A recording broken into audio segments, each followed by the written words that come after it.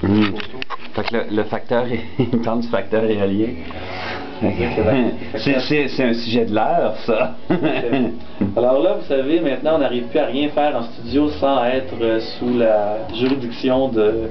Trouvez-moi une expression encore mieux. Sous l'emprise, merci, de la caméra de René. On essaie de pratiquer la météo le matin avant d'entrer en onde, mais c'est pas toujours évident. Cette nuit, nuageux avec faible pluie, cessant en soirée, ciel dégagé au cours de la nuit. Il faut exagérer un petit peu la diction. Ciel dégagé. Mon mari. Demain, maximum de 7, minimum de... Ciel variable. Jeudi, -1 comme minimum. Merci. Es-tu prête? Merci Colette. C'est une tapette de la rue Sanguinet. Oui.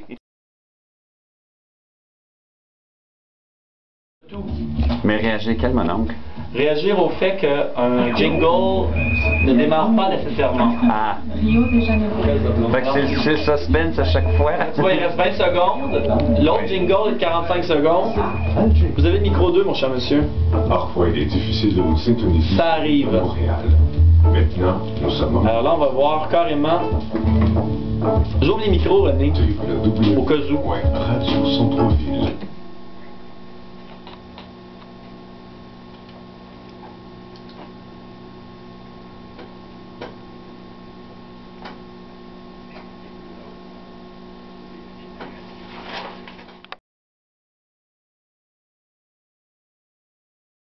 Là, je filme.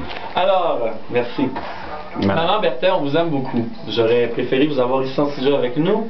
Si tu étais plus agréable encore. Mais, quand même. Décalage, santé.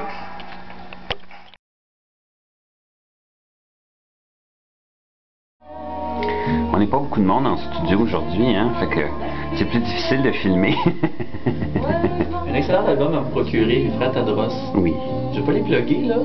Mais tes plugs pareil. J'ai plug pareil. Ouais. Tu fais bien. Tu sais qu'ils ont étudié avec mon professeur de chant. Ils ont fait ça. Oui, fait que je les ai rencontrés souvent. Je les voyais soit avant, soit après mon cours de chant. Ils font le cinéma et ils sont vraiment très, très, très sympathiques. Oui, c'est vrai. Ils sont toujours au défilé des jumeaux, je pense, tous les ans au Festival Juste pour rire. Tadros. Plug. Voilà. Plug.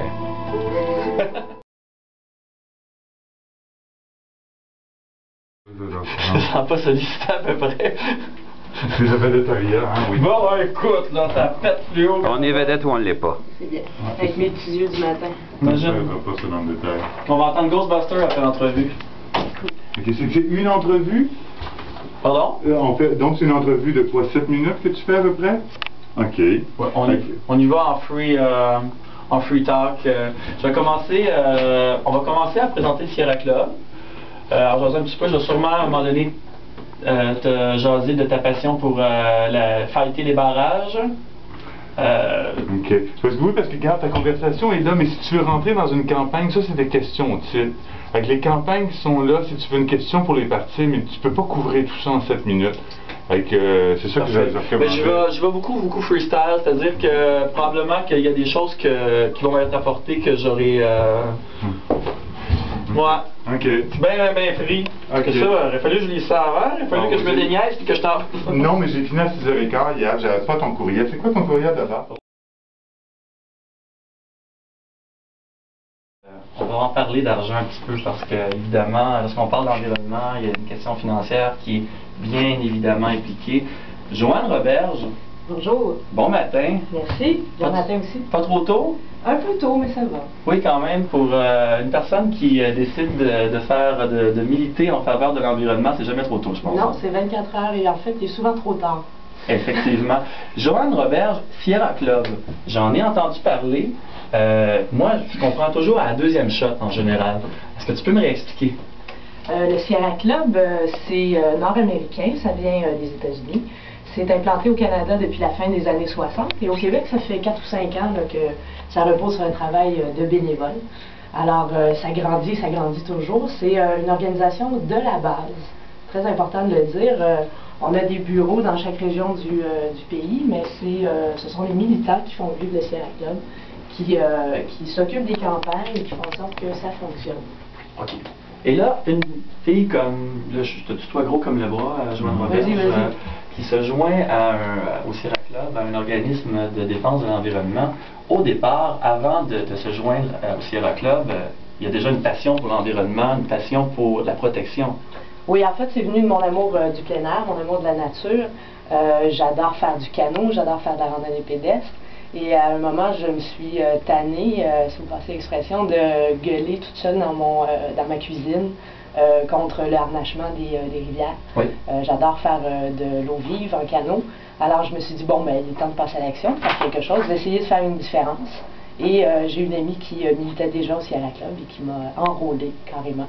Et je suis tombée en amour avec cet organisme-là, qui a les moyens de ses paroles, qui a les moyens de ses ambitions.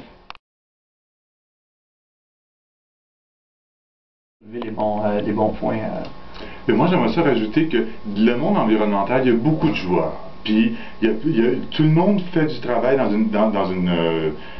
un certain domaine. Nous, on est en coalition avec Fondation Rivière, par exemple, qui s'occupe de la qualité des eaux et des rivières. On travaille avec le Jour de la Terre, on travaille aussi avec Greenpeace.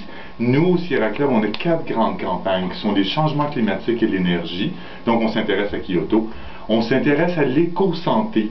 Ça fait longtemps qu'on travaille sur des dossiers sur les pesticides, les autres gens, puis on vient de rajouter à partir des recherches de Santé Canada les effets des changements climatiques sur la santé, particulièrement des aînés. On s'intéresse à la biodiversité. Le gouvernement veut reprendre les tests sismiques dans le golfe du Saint-Laurent, puis on trouve que ça va chasser les baleines. Question. Oui. Je sais pas c'est quoi un test sismique. Okay. Dans le fond du Saint-Laurent, on va faire une explosion de façon à voir dans le sous-sol de l'eau s'il y a des nappes de pétrole. Ah, voilà. Okay. Ces explosions-là, il y en a eu quelques-unes dans les années 90, puis on a fait un moratoire en 98. En fait, le Sierra Club, qui n'était pas au Québec, avait un chercheur au Québec, Daniel Green, de la firme SVP, qui avait travaillé avec la coalition pour mettre un moratoire pour qu'on empêche ça. Puis ça vient d'être levé au mois de décembre de l'an dernier. Le gouvernement, dans sa stratégie énergétique, dit qu'on va permettre ça. Puis nous, on regarde toute l'industrie récréo-touristique qui est là. Puis on se dit, si ça chasse les baleines, c'est sûr que c'est pas bon pour la business des bateaux qui opèrent les observatoires pour les baleines. Puis ces bateaux-là, ils ont des gens qui restent dans des bed and breakfast puis qui utilisent tout le système. Avec affaiblir un des chaînons, tu sais, c'est comme un écosystème, une industrie touristique. T'affaiblis un chaînon, t'affaiblis tout le système. À ce niveau-là, nous, on trouve qu'au nom de la biodiversité, il ne devrait pas avoir de tests sismiques, puis c'est une autre bataille qu'on va reprendre.